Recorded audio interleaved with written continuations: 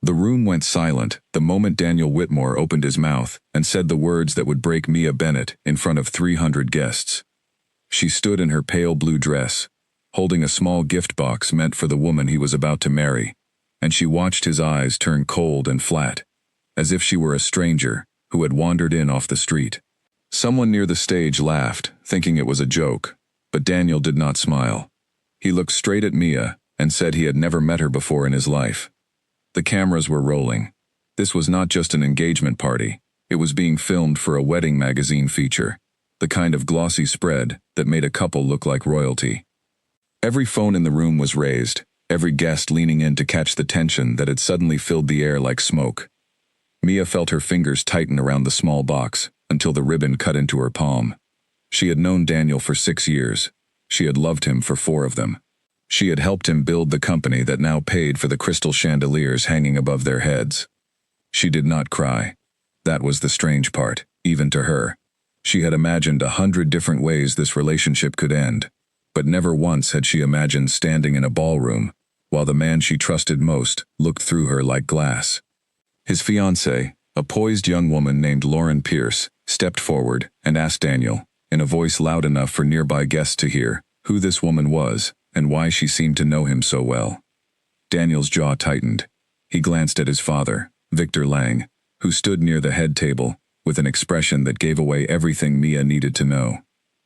Victor had built an empire out of steel and construction contracts, and he had made it clear from the beginning that Mia was not the kind of woman his son should be seen with in public, not the daughter of a wealthy family, not someone with the right last name or the right friends. Daniel had once told her that none of that mattered to him. Standing there now, watching him deny her existence to protect his father's approval and his fiancée's trust, she understood that it had mattered more than he ever admitted. "I don't know her," Daniel said again, louder this time, as if repeating the lie would make it true. She must have the wrong event. A ripple of awkward laughter moved through the crowd, followed by murmurs and confused glances. Mia felt her chest tighten, but she forced her spine straight. She thought about all the nights she had sat beside him during his lowest moments, when his first business had collapsed and he had nothing left but unpaid debts and a small apartment with a broken heater. She thought about the hours she had spent helping him write proposals that later became multi-million-dollar contracts, ideas that carried his name alone once the money started coming in. She had never asked for credit. She had only asked for honesty. And now, in the one moment that mattered most, he had chosen to erase her completely. Lauren studied Mia's face, searching for some sign of manipulation, some hint that this was a scheme to disrupt her happy night. But what she found instead was calm, unwavering steadiness, the kind of composure that comes only from someone who has already decided she will not fall apart in public. Mia set the gift box gently on the nearest table, the way someone might set down something they no longer wish to carry, and she turned to leave. "Wait," Lauren said, though it was unclear if she was speaking to Mia or to Daniel. Neither answered her. Mia walked through the crowd with her chin lifted, her steps steady on the marble floor, though inside, her mind was spinning through years of memories that suddenly felt like sand slipping through her fingers. She passed familiar faces, people who had eaten dinner in her apartment, who had celebrated birthdays and small victories with her and Daniel over the years. Not one of them met her eyes. Not one of them spoke her name. In an instant, she had become invisible to the very people who once called her a friend. Outside, the night air was sharp and cold, and for a moment, Mia simply stood on the marble steps of the venue, staring at the string of luxury cars parked along the curb. She thought about calling a cab, but her hands were shaking too much to hold her phone steady. She thought about walking, though she had no idea in which direction to go. She thought, most of all, about the 6 years she had given to a man who could not manage a single sentence of truth when it mattered most. Inside the ballroom, the evening resumed as if nothing had happened. The band began to play again. Waiters moved between tables with trays of champagne.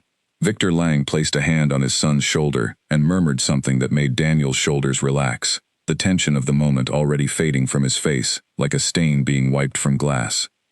Lauren, still uncertain, allowed herself to be pulled back into the celebration, choosing, for tonight at least, to believe her fiancé's version of events. But somewhere beneath his practiced calm, Daniel felt something shift. It was small at first, a flicker of unease he tried to bury beneath champagne and congratulations. He told himself he had done what he needed to do to protect his future, to protect the company his father had built and the one he was building beside it. He told himself Mia would understand, eventually, that public appearances mattered more than private truths in the world his family occupied. But even as he smiled for photographs and accepted handshakes from business partners, a small, persistent voice in the back of his mind kept repeating the way Mia's face had looked when he denied her, the complete absence of surprise, as if she had expected this outcome long before he ever spoke. 3 miles away, Mia sat in the back of a rideshare car, her forehead pressed against the cool glass of the window. The driver, sensing her mood, said nothing, letting the radio hum low in the background. She watched the city lights blur past, thinking not about anger, but about the practical wreckage ahead of her. Her name was on the lease of an apartment Daniel had co-signed. Her position at the marketing firm had come through a referral from Victor Lang, a favor extended not because of her talent, though she had plenty, but because of her connection to his son. Every piece of stability in her life had been quietly built on a foundation that could now crumble overnight, simply because Daniel had decided she was inconvenient. By the time she reached her apartment, her phone had already begun buzzing with messages. Some were from acquaintances, asking if she was all right, thinly veiled curiosity disguised as concern. Others were from coworkers who had heard rumors moving faster than facts. She turned the phone face down on her kitchen counter and sat in the dark for a long while, listening to the hum of the refrigerator, feeling the silence of the apartment press in around her like a held breath. She thought about her mother, who had passed away 3 years earlier, and how she used to say that a person's true character reveals itself not in comfortable moments, but in the ones that cost them something. Daniel's character had revealed itself tonight, in front of everyone who mattered to him, and what it revealed was a man who valued approval over loyalty, image over truth. Mia realized, sitting there in the dark, that grieving the loss of the future she had imagined with him would take time, but the clarity she felt in this moment, however painful, was its own kind of gift. The following morning, the fallout began exactly as she feared. Her manager at the marketing firm called before 9, her voice clipped and formal in a way it had never been before. There had been complaints, she said vaguely, about professionalism, about certain personal matters affecting the workplace. Mia understood immediately that this had nothing to do with her performance, and everything to do with a single phone call from someone connected to Victor Lang. By the end of the week, she was let go, her severance package small enough to feel like an insult. Her landlord, whose building was owned by a company with ties to Daniel's family, sent a notice 2 weeks later informing her that her lease would not be renewed. The excuse given was vague, something about renovations, but Mia knew better than to believe it. Piece by piece, the structure of her life was being dismantled by people who had once smiled at her across dinner tables, who had once called her family. Yet even as everything around her collapsed, something inside Mia refused to break. She spent those difficult weeks packing boxes in near silence, sorting through years of shared memories, discarding gifts that no longer meant anything, keeping only what belonged truly to her. She found an old notebook filled with business ideas she had sketched years earlier, plans she had set aside to support Daniel's ambitions instead of her own. Reading through those pages by lamplight, she felt something stir inside her that she had not felt in a long time, a spark of purpose, entirely separate from the man who had denied her. She did not know yet what shape her future would take. She only knew that she would not spend another day waiting for someone else's permission to matter. The woman who had walked out of that ballroom in silence was already beginning to disappear, and in her place, something new was quietly, carefully, beginning to take form. Weeks passed, and Mia grew quieter in ways that worried the few friends who still checked on her. She stopped attending the small gatherings she used to enjoy, stopped answering messages from mutual acquaintances who still moved in Daniel's circles. Her closest friend, Claire Ashford, tried repeatedly to pull her out of her apartment, insisting that isolation would not help her heal. But Mia was not isolating herself out of grief alone. She was thinking, planning, letting the humiliation of that night settle into something colder and more useful than sorrow. She began researching cities far from the one she had built her life in, places where no one would recognize her name or her history. She studied business programs, considered old contacts from her early career. and slowly began mapping out a version of her future that had nothing to do with Daniel Whitmore or his family's approval. It was during this quiet, determined period that she made the decision that would define the next 3 years of her life. She would leave, not as a woman running from heartbreak, but as one walking deliberately toward something greater. On a gray morning in early spring, Mia boarded a plane with 2 suitcases and a folder of documents representing everything she owned. She did not tell Claire where she was going. She did not tell anyone. As the plane lifted off the ground and the city that had once been her whole world shrank beneath the clouds, she felt, for the first time since the ceremony, something close to peace. She was leaving behind a life built on someone else's terms and stepping into one that would belong entirely to her. Daniel, meanwhile, continued forward with his own plans, unaware that the woman he had denied so easily was about to become someone he would spend years trying to understand. 6 months after Mia boarded that plane, Daniel Whitmore sat in his office on the 40th floor of Lang Tower, staring at a spreadsheet he could not focus on. His wedding to Lauren Pierce had happened without incident, a beautiful ceremony covered by 2 magazines and countless social media posts. From the outside, his life looked complete. He had the company, the wife, the approval of his father, everything he had been taught to want since childhood. Yet something felt hollow, in a way he could not name, a persistent unease that followed him from meeting to meeting, like a shadow he could not shake.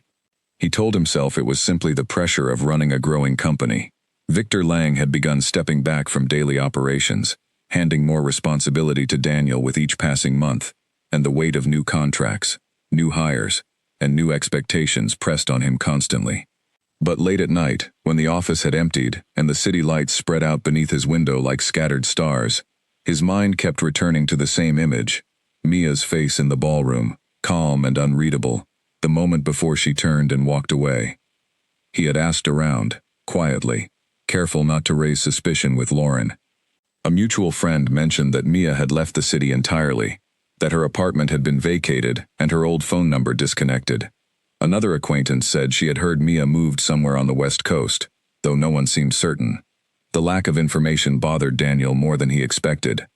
He had assumed, in the weeks following the engagement party, that Mia would fade quietly into the background of his life, another loose end tied off in service of his future.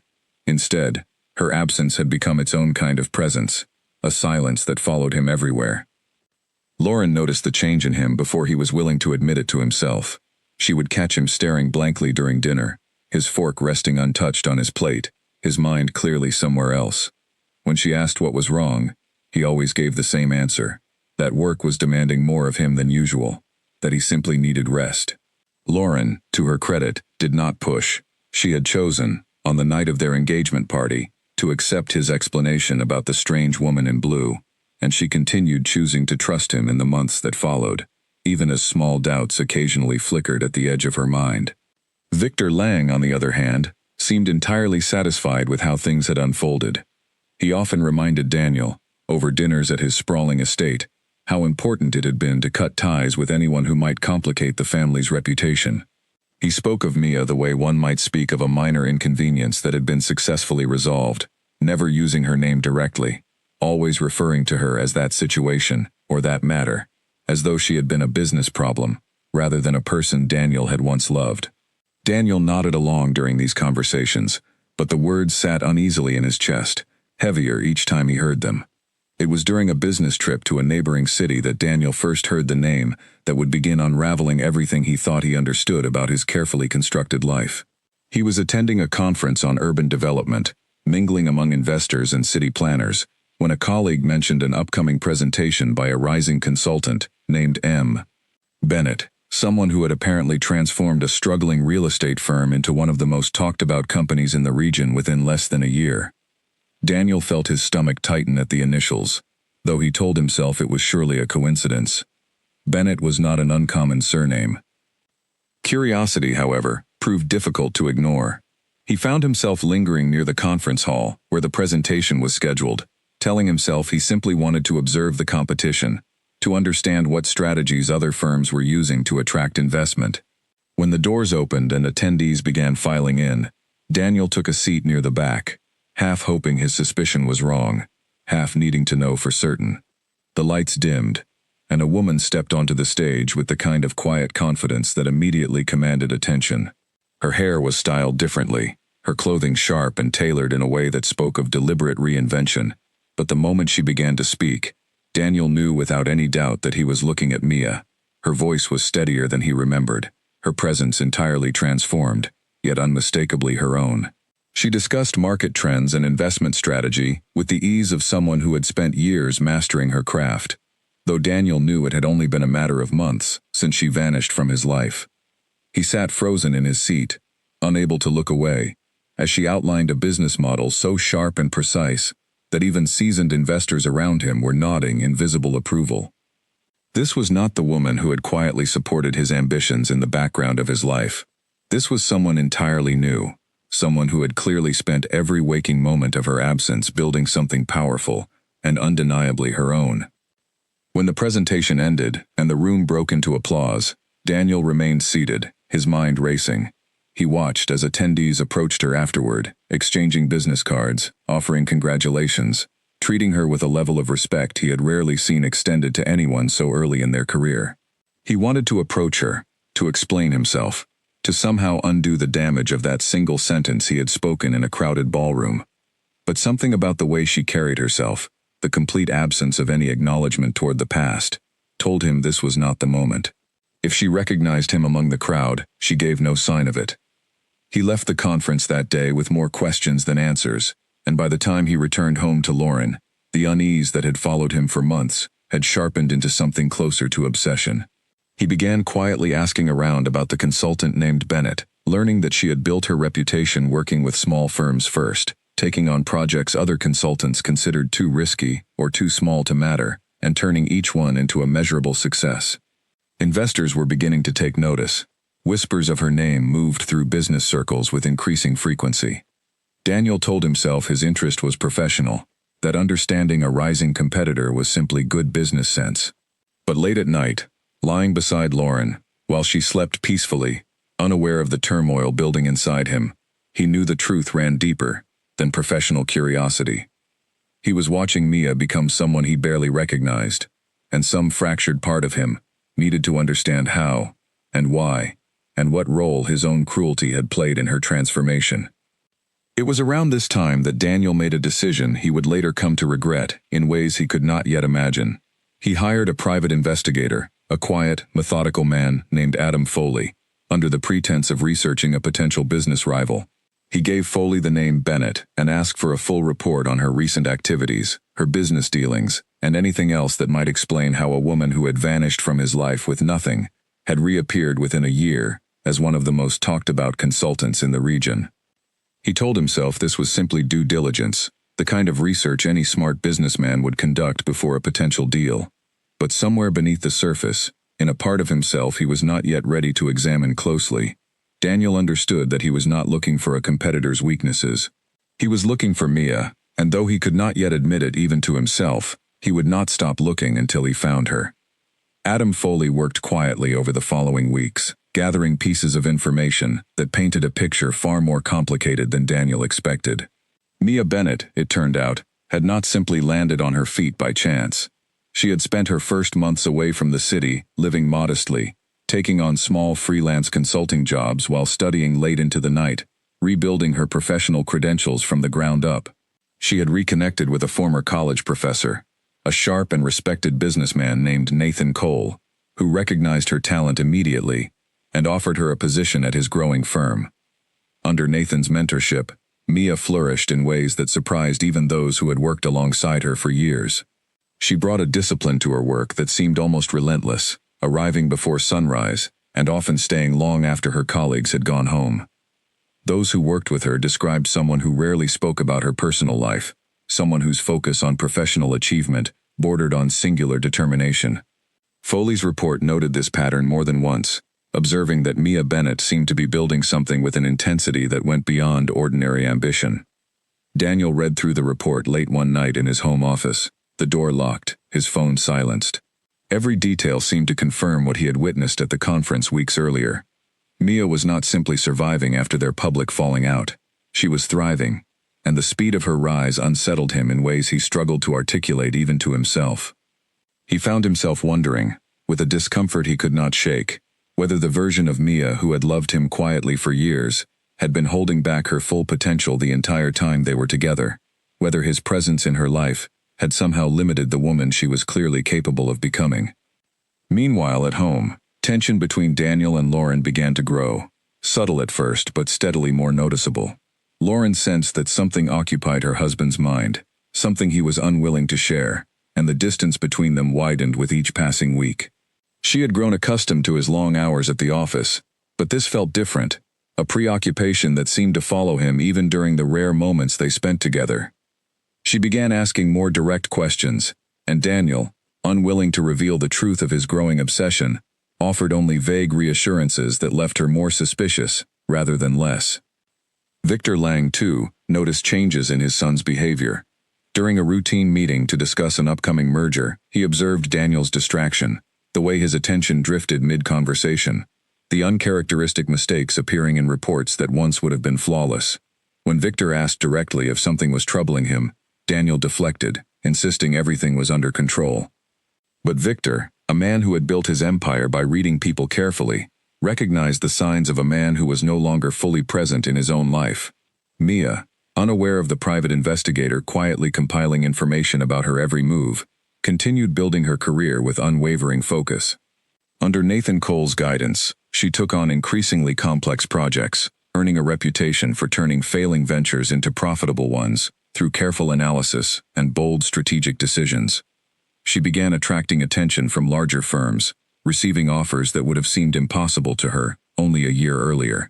Yet despite her professional success, she remained guarded in her personal life, rarely allowing anyone close enough to ask about her past. Claire Ashford, the only person from her old life who had managed to stay in occasional contact, noticed this guardedness during their infrequent phone calls. Mia would speak enthusiastically about her latest project, her voice full of energy and purpose, but the moment Claire asked about anything personal, about relationships or plans for the future beyond work, Mia would gently redirect the conversation. Claire worried, privately, that her friend had built walls too high to ever be fully happy again, though she also recognized a strength in Mia that had not existed before, a fierce independence that seemed to fuel everything she did. It was during one of these calls that Claire mentioned, almost in passing, that she had heard through mutual acquaintances that Daniel's marriage seemed strained, that people in their old social circle had begun whispering about tension between him and Lauren. Mia listened without comment, her expression unreadable even over the phone, though something in her tone shifted afterward, a slight edge Claire could not quite name. Mia changed the subject quickly, but Claire sensed that the mention of Daniel had landed somewhere deep, even if her friend refused to show it. What Claire did not know, what almost no one knew, was that Mia had become aware of Adam Foley's investigation weeks earlier. A colleague at Nathan Cole's firm had mentioned, almost casually, that someone had been asking unusual questions around the office, a private investigator inquiring about her background and recent projects, under the guise of due diligence for an unnamed client. Mia had said nothing at the time, simply filing the information away with the same careful precision she applied to everything else in her new life. She did not need to guess who had hired the investigator. She understood immediately, with a clarity that felt almost inevitable, that Daniel had found her, or was trying to. Rather than panic, Mia felt something colder and more deliberate settle over her. She had spent the better part of a year rebuilding herself from nothing, learning to stand entirely on her own merit, and she was not about to let Daniel's curiosity destabilize the foundation she had worked so hard to construct. Instead, she began paying closer attention to the movements of Lang Enterprises, quietly tracking their business dealings, their upcoming projects, the contracts they were pursuing. She told herself this was simply good practice, staying informed about major players in her industry. But beneath that practical explanation lived something more personal, a growing awareness that her path and Daniel's were destined to cross again, and this time, she intended to be the one holding the advantage. Nathan Cole, sensing an opportunity, began steering Mia toward a project that would place her directly in competition with several established firms bidding for a major redevelopment contract in the city where Daniel's company operated. He had no knowledge of Mia's history with Daniel, only recognizing her talent and believing she was ready for a challenge on a larger stage. Mia accepted the assignment without hesitation, though something in her calm acceptance suggested she had been waiting for exactly this kind of opportunity all along. As the weeks passed, the paths that had once diverged so violently at a ballroom ceremony began, slowly and deliberately, to draw closer together again, pulled by forces neither Daniel nor Mia fully controlled, though both, in their own ways, were beginning to sense the collision that lay ahead. The redevelopment contract that Nathan Cole had steered Mia toward was one of the largest projects the city had seen in years, a plan to transform an aging industrial district into a modern mixed-use community, with housing, offices, and public spaces designed to attract new businesses and residents alike. Several firms were competing for the opportunity, each presenting their own vision to a review committee that included city officials, investors, and representatives from the firms hoping to win the contract. Lang Enterprises, under Daniel's leadership, was widely considered the front-runner, given the family's long history of successful construction projects throughout the region. Mia spent weeks preparing her firm's proposal with an intensity that impressed even Nathan, who had grown accustomed to her disciplined work ethic. She studied every detail of the district's history, interviewed local business owners who would be affected by the redevelopment, and crafted a plan that balanced modern development with genuine community investment, something she noticed was conspicuously absent from the public information available about Lang Enterprises' competing proposal. She worked long hours refining every page of the presentation, driven by something that went beyond simple professional ambition, though she rarely allowed herself to examine too closely what that deeper motivation might be. The day of the committee presentations arrived on a bright autumn morning, the kind of crisp, clear day that made the city look freshly polished under the sunlight. Mia arrived early, dressed in a sharp charcoal suit that bore no resemblance to the pale blue dress she had worn the last time her life intersected publicly with Daniel's. She reviewed her notes one final time in the elevator, her expression calm, despite the quiet thrum of anticipation beneath her composed exterior. She had prepared for this moment in more ways than one, and whatever happened inside that boardroom, she intended to walk out having given everything she had. When she entered the conference room where the presentations were being held, she immediately noticed Daniel seated near the head of the table, flanked by two of his senior associates. He had not yet looked up from his own notes, entirely unaware that the next presenter on the schedule was the woman whose absence had haunted him for the better part of a year.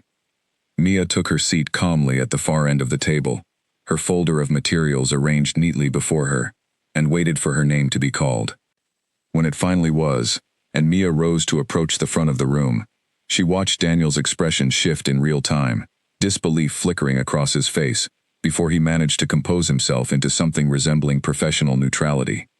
His associates exchanged confused glances, unaware of the history unfolding silently in front of them, though the tension in the room was suddenly, unmistakably different.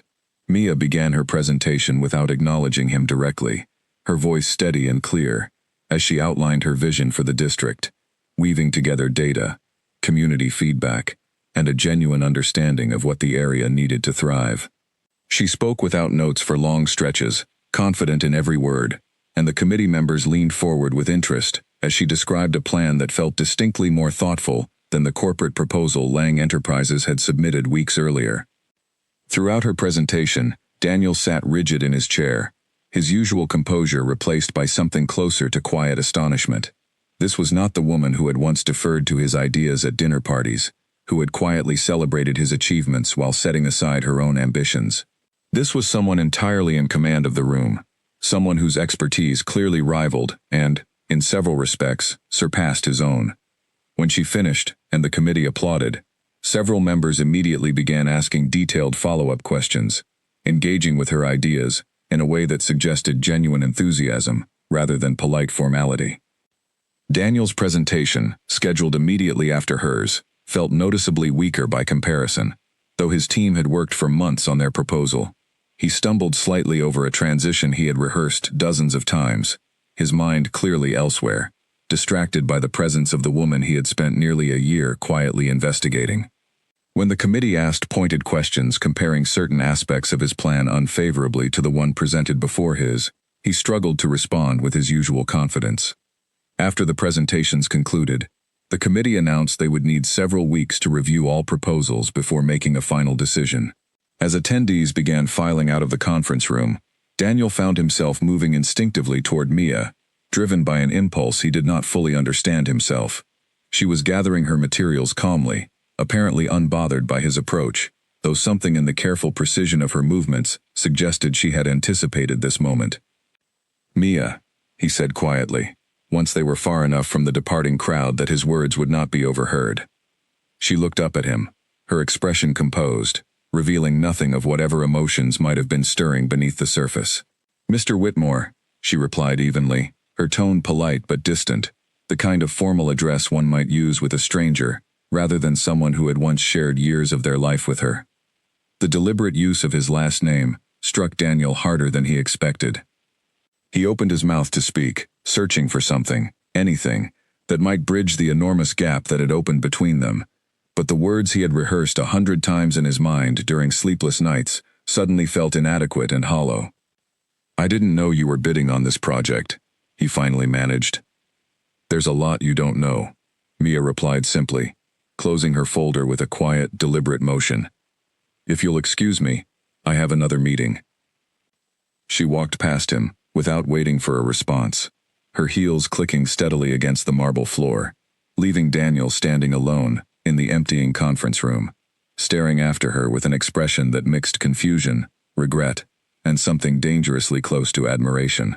For the first time since that night in the ballroom, he understood, with painful clarity, that the woman he had so carelessly denied had not simply survived his cruelty. She had transformed it into fuel, and whatever she was building now, he suspected it would not be easily stopped, least of all by him. In the weeks following the committee presentations, Daniel found it increasingly difficult to focus on anything beyond the encounter with Mia. Her calm, deliberate use of formality had unsettled him more than any confrontation could have. He had expected anger, perhaps even bitterness, something he could respond to, something that would allow him to explain himself and seek some form of forgiveness. Instead, he had been met with a wall of professional distance, so complete, it left him with nothing to push against. At home, his marriage continued to fray at the edges. Lauren, increasingly certain that something significant was troubling her husband, finally confronted him directly one evening after he returned from the office later than usual. She asked him plainly whether his distraction had anything to do with another woman, watching his face carefully for any sign of deception. Daniel, caught between guilt and confusion about his own feelings, gave an answer that was technically true, but deeply incomplete, admitting that a professional matter from his past had resurfaced and was weighing on him more than he expected. Lauren, though not entirely satisfied, chose to accept this explanation for the time being, though the seeds of doubt had already taken firm root. Victor Lang, meanwhile, had grown increasingly concerned about his son's performance at work. The committee's decision on the redevelopment contract was still pending, but rumors within the industry suggested that Mia Bennett's proposal had left a strong impression, strong enough that Lang Enterprises could no longer assume victory as a foregone conclusion.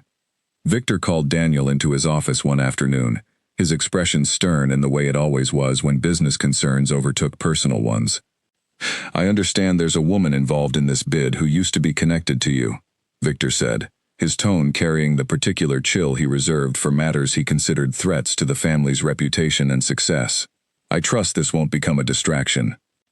Daniel assured his father that it would not, though even as he spoke the words, he understood they were not entirely honest. Victor studied his son for a long moment before continuing, reminding him of everything the family had built, everything that depended on maintaining their position at the top of the industry. He made it clear, in the careful, measured way he always communicated his expectations, that losing this contract to anyone, let alone to a woman his son had once been publicly associated with, would reflect poorly, not just on the company, but on Daniel's judgment as its future leader. The pressure from his father only deepened Daniel's internal conflict. He began working even later hours, reviewing every detail of his firm's proposal, searching for ways to strengthen their bid before the committee's final decision. But even as he immersed himself in spreadsheets and revised presentations, his mind kept drifting back to the image of Mia, standing calm and unbothered in that conference room, entirely unaffected by his presence, in a way that felt almost impossible to reconcile with the woman he remembered. Adam Foley, still quietly conducting research on Daniel's behalf, delivered an updated report that revealed even more about Mia's rapid rise. She had, it turned out, developed a reputation within her industry for identifying overlooked opportunities, taking on projects that larger firms dismissed as too complicated or too risky, and turning them into remarkable successes through meticulous planning and genuine understanding of community needs. Investors were beginning to seek her out directly, and several publications had featured her as an emerging leader worth watching in the coming years.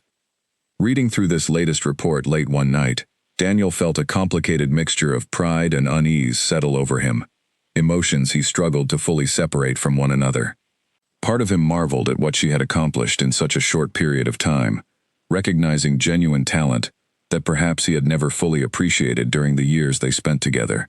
Another part of him, the part shaped by his father's relentless emphasis on competition and dominance, felt increasingly threatened by the possibility that she might not only match his success, but potentially surpass it.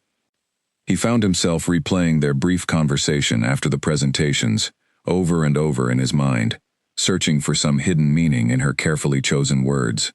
"There's a lot you don't know," she had said, and the phrase lingered in his thoughts with an unsettling weight.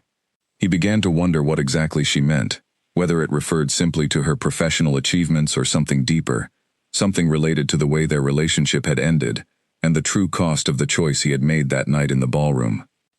Meanwhile, Mia continued preparing for the possibility that her firm might win the contract, working closely with Nathan Cole to refine every aspect of their proposal in case the committee requested additional details before making their final decision.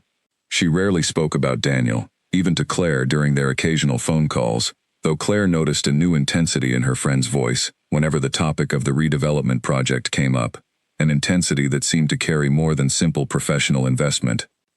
One evening, after a particularly long day of preparation, Nathan asked Mia directly whether her history with Daniel Whitmore might complicate her ability to remain objective throughout the bidding process. Mia considered the question carefully before answering, her expression thoughtful rather than defensive. "My history with him is exactly why I intend to win this contract on merit alone," she said finally. "I don't need anything from him except the truth to finally matter, even if it's only in the results of this project." Nathan, sensing there was more beneath the surface of her answer than she was willing to share, chose not to press further, though he made a mental note that whatever history existed between his talented protege and the Whitmore family clearly ran deeper than either of them had acknowledged. As the weeks continued to pass and the committee's decision drew closer, both Daniel and Mia found themselves preparing not just for a business outcome, but for a reckoning neither could fully avoid. The committee's decision arrived on a Tuesday morning, in the form of a formal announcement sent to every firm that had submitted a proposal for the redevelopment project. Mia received the email while sitting at her desk, her coffee growing cold beside her keyboard, her heart pounding despite the calm expression she maintained out of habit. She opened the message slowly, scanning the first few lines before the words fully registered.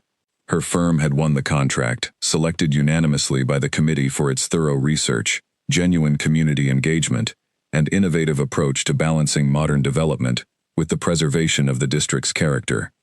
For a long moment, Mia simply sat still, staring at the screen, allowing the weight of the achievement to settle over her.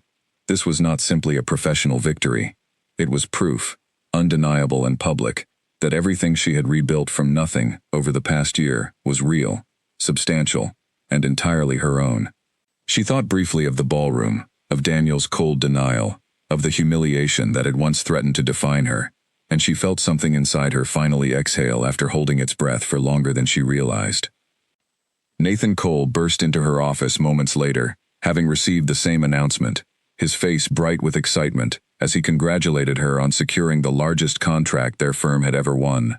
Word spread quickly through the office, and soon, colleagues were gathering to celebrate, offering handshakes and genuine admiration for the woman who had, in less than 2 years, transformed herself from an unknown newcomer into one of the most respected consultants in the region. Across the city, the news landed very differently at Lang Enterprises. Daniel received the same announcement in his office, reading it twice to be certain he had understood correctly. Losing the contract felt like more than a business setback. It felt like confirmation of everything he had feared since watching Mia deliver her presentation weeks earlier. proof that she had not only recovered from what he had done to her, but had surpassed him entirely, achieving something significant, precisely in the arena where he had always assumed his family's dominance was unquestionable. Victor Lang's reaction, when Daniel delivered the news personally, was colder than anything Daniel had anticipated. His father listened in silence, his expression unreadable, before finally speaking in a voice sharpened by disappointment and barely restrained anger. He reminded Daniel of everything the family's reputation depended on, questioned whether personal distractions had compromised his judgment throughout the bidding process, and made it clear that this loss would not be easily forgotten within the company's leadership circles. The weeks that followed proved difficult for Daniel, in ways that extended well beyond the boardroom.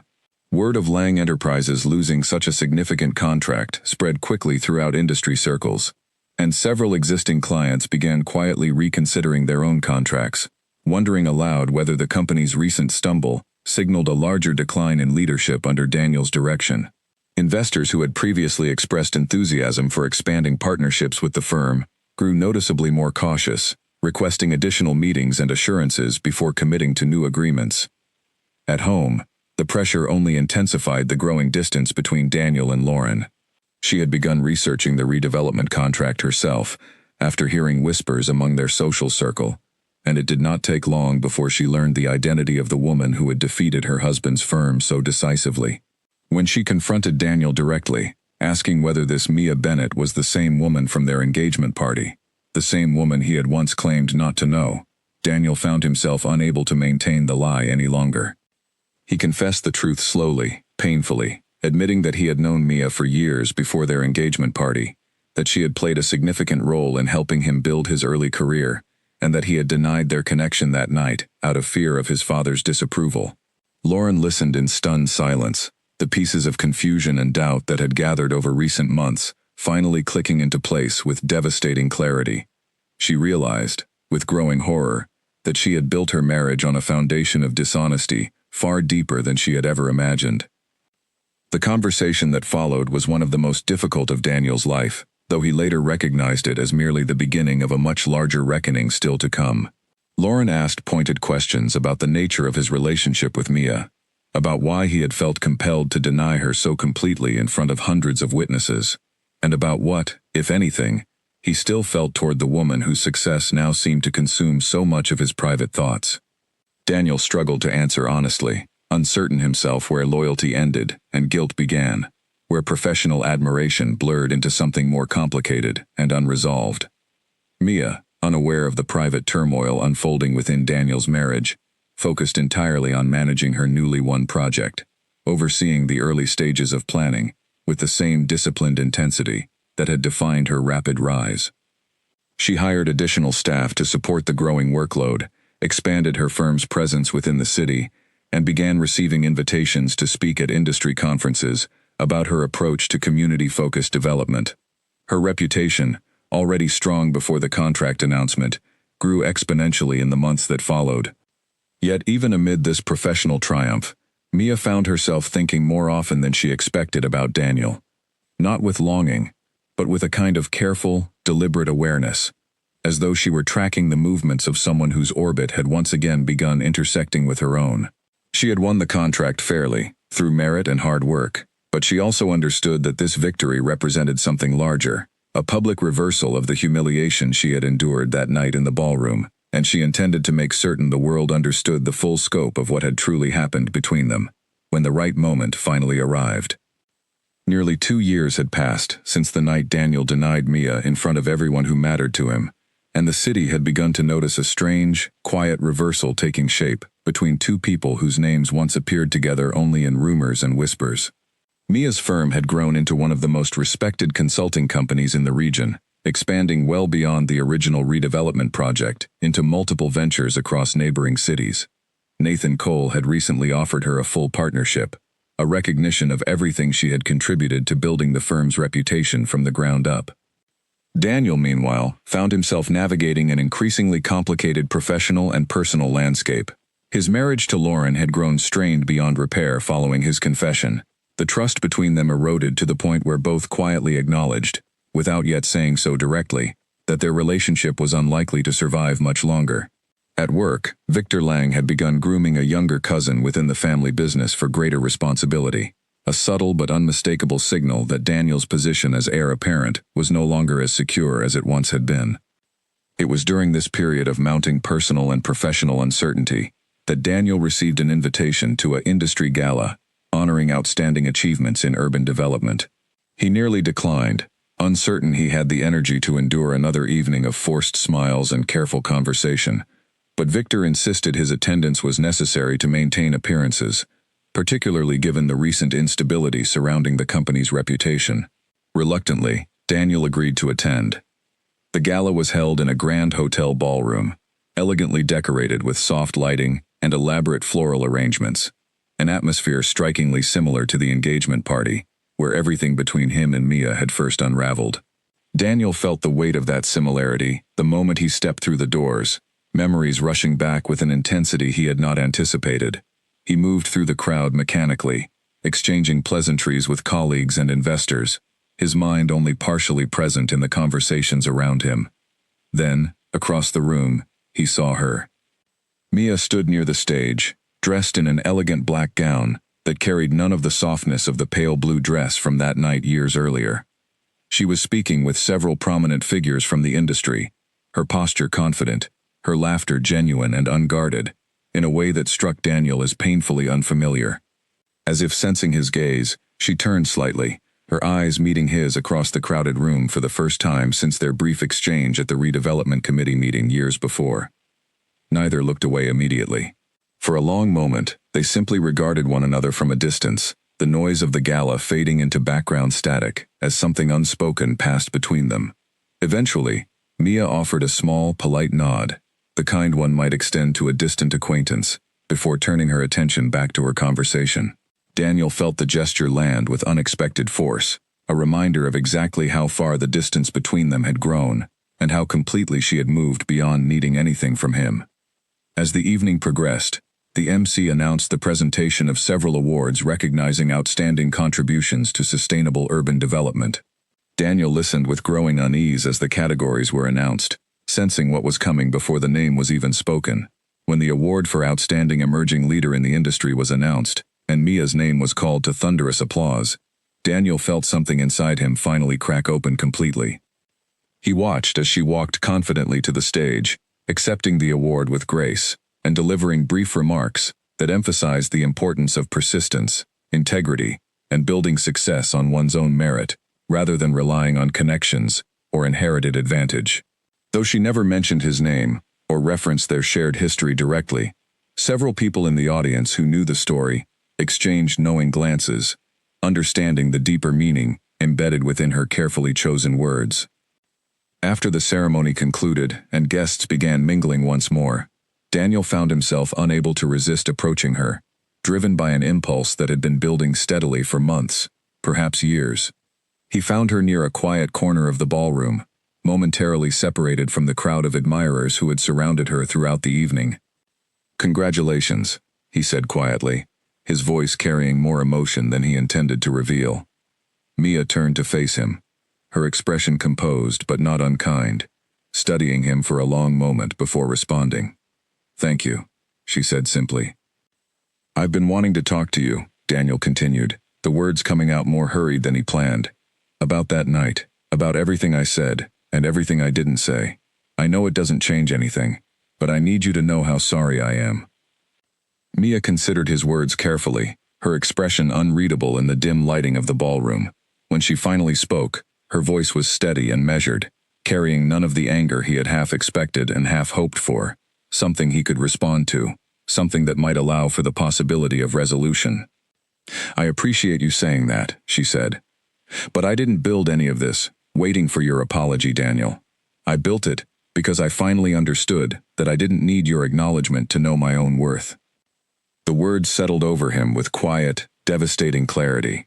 He had spent years, without fully admitting it to himself, believing that some part of Mia's success was connected to him, whether through guilt, longing, or unfinished business between them. Standing before her now, hearing the calm finality in her voice, he understood for the first time that whatever connection had once existed between them had been completely and deliberately severed. replaced by something far stronger than anything he could offer her. Before he could respond, a colleague of Mia's approached with another introduction, and she excused herself politely, leaving Daniel standing alone once more, exactly as he had been left standing in that emptying conference room years earlier. This time, however, he understood with painful certainty that no amount of searching, no private investigator, no chance encounter would bring back the version of their story he had once imagined might still be possible. In the months following the gala, Daniel's personal and professional life continued to unravel in ways that felt increasingly beyond his control.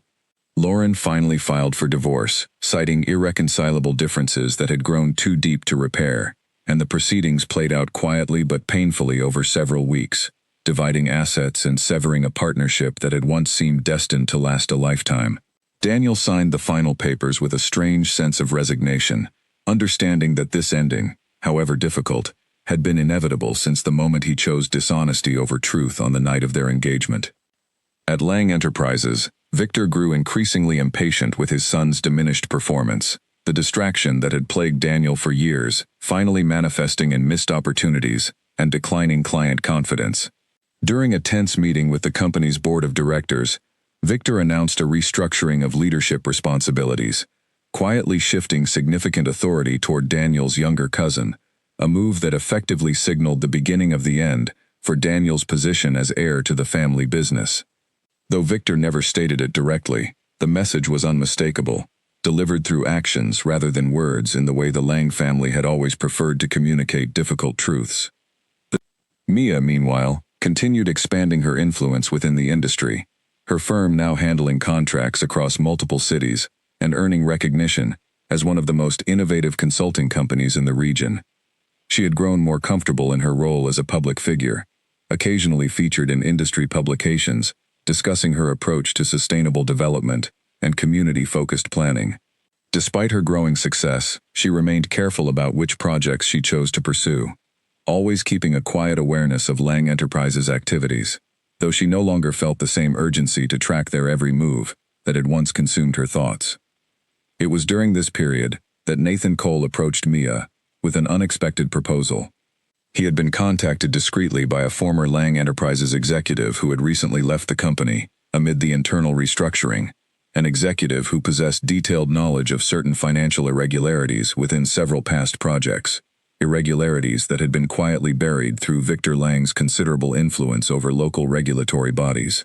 The former executive, disillusioned and frustrated by years of witnessing questionable practices go unpunished, wanted to bring the information to light, but feared retaliation if he approached authorities directly, without support from a credible and well-respected source within the industry.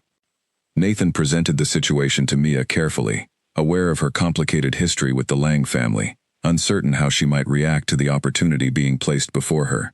Mia listened in silence as he outlined what the former executive had revealed, details about inflated contracts, misused public funds, and safety violations that had been deliberately concealed to maintain the family's reputation and secure future projects. When Nathan finished, he asked directly whether she felt comfortable proceeding, given her personal history with Daniel and his family. Mia considered the question for a long moment before answering, her expression thoughtful rather than vengeful. She explained that her interest in exposing wrongdoing had nothing to do with personal retribution against Daniel specifically, but everything to do with holding powerful institutions accountable for practices that endangered communities and undermined public trust. She acknowledged, honestly, that there was a certain undeniable symmetry in being the one to bring this information forward, but she insisted that her decision to proceed rested entirely on principle rather than personal history. Together, Mia and Nathan worked carefully with legal counsel to verify the information provided by the former executive, ensuring every claim could withstand rigorous scrutiny before bringing it to the attention of relevant regulatory authorities. The process took several months, involving careful documentation, confidential interviews, and painstaking review of financial records that had been deliberately obscured within complex layers of corporate paperwork. Throughout this period, Mia remained disciplined and methodical, refusing to let personal emotion cloud the careful precision required for such a significant undertaking. Word of the impending investigation reached Daniel gradually, first through vague rumors circulating among industry colleagues, Then through increasingly urgent conversations with his father, whose usual composure began showing visible cracks as the reality of the situation became clear. Victor attempted to use every available connection to suppress the investigation before it gained momentum, but the evidence, carefully compiled and verified, proved too substantial to bury through the same channels of influence that had worked in the past. When the story finally broke publicly, it dominated local news coverage for weeks, detailing the extent of financial misconduct and safety violations that had occurred under Victor Lang's leadership over the years. Violations that Daniel, despite his more limited direct involvement, had nonetheless benefited from throughout his rapid rise within the family business.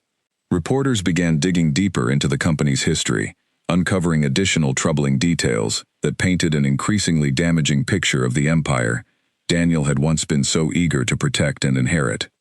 Daniel watched the unfolding scandal from his apartment, alone since his divorce, the television playing muted footage of reporters standing outside Lang Tower, while he scrolled through headline after headline, detailing his family's downfall. He understood, with a clarity that felt almost peaceful despite the devastation surrounding him, that this reckoning had been building for years, long before Mia ever became involved. The inevitable consequence of choices made by a family that had always valued image and dominance over honesty and genuine accountability. He did not yet know the full extent of Mia's involvement in bringing the investigation forward, though he suspected, with growing certainty, that the woman he had once denied so carelessly had somehow found her way back into the story of his unraveling life, this time not as someone he could dismiss or control, but as an unstoppable force, finally claiming the reckoning she had quietly earned. As the investigation into Lang Enterprises intensified, regulatory authorities began requesting formal interviews with current and former employees, including Daniel himself. He arrived at the first of these meetings with legal counsel by his side, his usual composed confidence replaced by a visible weariness that had settled over him in recent months. The questions focused primarily on his knowledge of specific projects that had been flagged for irregularities, and though Daniel answered honestly, admitting where his oversight had been insufficient, he found himself repeatedly confronted with evidence of decisions made above his authority, decisions his father had orchestrated while allowing Daniel to remain publicly associated with their success. It was during a break in one of these lengthy interview sessions that Daniel finally learned, through a conversation with his own legal team, the identity of the consulting firm that had helped verify the information brought forward by the whistleblower. When he heard Mia's name mentioned in connection with the investigation, something inside him settled into place with a strange, inevitable clarity. Of course it had been her. Of course the woman he had once dismissed so completely had found her way to the very center of his family's downfall, not through vengeance disguised as coincidence, but through the same disciplined integrity that had defined every step of her remarkable rise. He requested a meeting with her, uncertain whether she would agree, uncertain what he even hoped to accomplish through the conversation.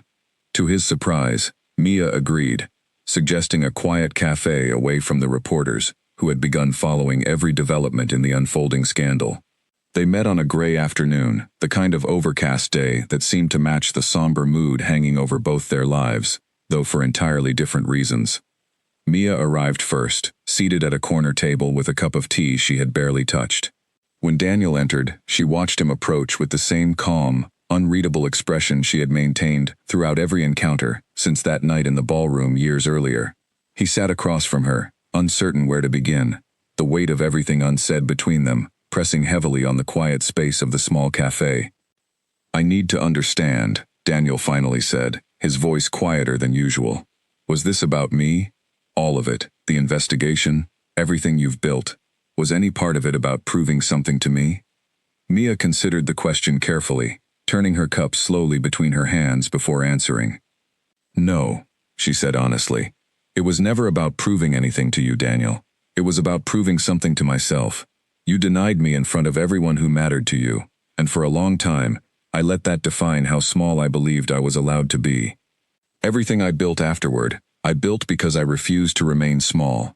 If that happened to intersect with your family's downfall, it's because your family built its success on the same kind of dishonesty you showed me that night, not because I sought out this particular reckoning." Daniel absorbed her words in silence, recognizing the truth in them even as they confirmed everything he had feared about the depth of damage his single moment of cowardice had caused.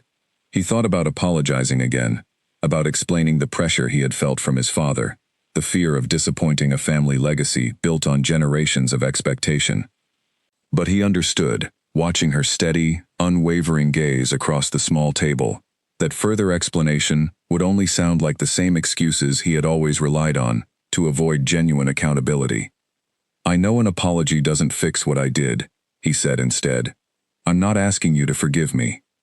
I just needed you to know that I finally understand what I lost that night, and it wasn't just you. It was any chance of becoming someone I could actually respect." Mia studied him for a long moment, something softening slightly in her expression, though her composure remained steady. "I hope you find that person," she said finally. "I genuinely do, but I built my life without waiting for you to become him, and I intend to keep building it that way." She rose from the table then, gathering her things with the same quiet efficiency that had characterized every step of her transformation since the night he had denied her existence in front of hundreds of witnesses. Before leaving, she paused briefly, looking back at him with an expression that carried neither anger nor forgiveness, simply the calm finality of someone who had long ago made peace with a chapter of her life that no longer held any real power over her. "Take care of yourself, Daniel," she said, and then she was gone, walking out of the cafe and into the gray afternoon light, leaving him alone, with the full weight of everything he had lost, and everything, through his own choices, he had never truly deserved to keep. In the weeks that followed, the investigation continued moving forward, Victor Lang facing increasingly serious consequences for years of concealed misconduct, while Daniel began the slow, uncertain process of rebuilding a life and a reputation that could no longer rely on his family's name or influence. He resigned from his position at Lang Enterprises voluntarily, recognizing that continuing to operate within the shadow of his father's scandal would only prolong the reckoning that had already begun reshaping every aspect of his existence. A year passed following the collapse of Lang Enterprises' reputation, and the city that had once buzzed with gossip about the family's downfall gradually moved on to newer stories, newer scandals, the way public attention always eventually shifts toward whatever captures its interest next. Daniel spent that year rebuilding quietly, away from the spotlight that had once defined every aspect of his life. He took a modest position at a smaller development firm, one with no connection to his family's name, where he worked diligently to prove himself on the basis of his own abilities rather than inherited privilege. It was slow, humbling work, but for the first time in years, Daniel found a strange sense of peace in earning something entirely through his own effort. He and Victor spoke rarely during this period, their relationship strained by the fallout from the investigation, and the resentment Victor still harbored toward what he viewed as his son's insufficient loyalty during the crisis. Daniel understood, with growing acceptance, that repairing this relationship would take considerable time, if it proved possible at all, and he made peace with the uncertainty, rather than forcing a reconciliation neither of them was truly ready for. Mia, meanwhile, continued expanding her firm's influence, taking on ambitious new projects across the region, while also dedicating increasing time to mentoring young professionals entering the industry, particularly women, who reminded her, in various ways, of who she had been before that painful night in the ballroom years earlier. She found genuine fulfillment in this work, watching others discover their own strength and capability under her guidance, much as she had discovered her own, under Nathan Cole's mentorship years before. She had, over time, allowed herself to open up more fully to new relationships, both personal and professional, no longer carrying the same guarded caution that had defined her early years of rebuilding. She began seeing someone new, a thoughtful architect named Oliver Grant who worked closely with her firm on several projects, someone who valued her intelligence and ambition without ever making her feel she needed to shrink any part of herself to be loved. Their relationship grew slowly, built on mutual respect and honesty, qualities Mia had come to recognize as far more valuable than the passionate but ultimately hollow devotion she had once mistaken for love. On a warm evening in early autumn, nearly 3 years after the night that had first shattered her world and set her on an entirely unexpected path, Mia stood on the rooftop terrace of her firm's newly expanded offices, looking out over the city skyline that had witnessed both her deepest humiliation and her most remarkable transformation. Her firm had just completed the final phase of the redevelopment project that had first brought her back into direct competition with Daniel, and the district below now buzzed with new businesses, new residents, and a renewed sense of community that reflected everything she had envisioned during those long nights of preparation years earlier. Claire had flown into town for the celebration, standing beside her old friend with a glass of champagne, marveling at how far Mia had come since those difficult early days after the engagement party. "Do you ever think about him?" Claire asked quietly, watching the city lights begin to flicker on as evening settled over the skyline. Mia considered the question thoughtfully, her expression calm and reflective rather than pained. "Sometimes," she admitted, "but not in the way I used to. He's not the person who defines my story anymore. He's just someone who was part of it once, a long time ago, before I understood what I was actually capable of building."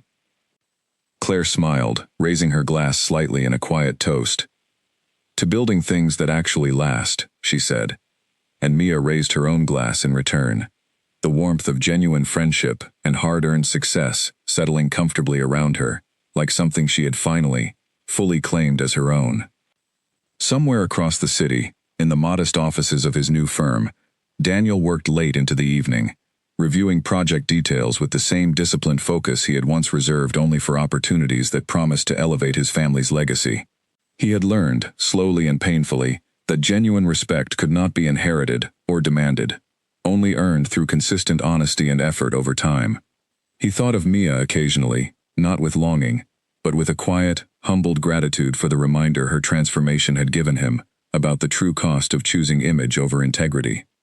He would likely never fully repair everything his single moment of cowardice had broken, not with his family's legacy, not with the trust of those who had once believed in him unconditionally.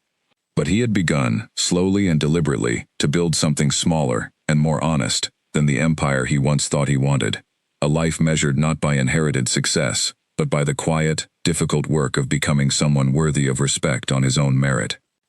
Mia never sought him out again, and their paths crossed only rarely in the years that followed, brief professional encounters marked by polite civility rather than any lingering tension. She had long since stopped needing anything from him, not an apology, not an acknowledgement, not even the satisfaction of watching his downfall unfold. She had built, from the ashes of that single humiliating night, a life entirely her own, one defined not by what had been taken from her, but by everything she had proven she was capable of creating, standing tall and unshaken, the woman she had always been destined to become.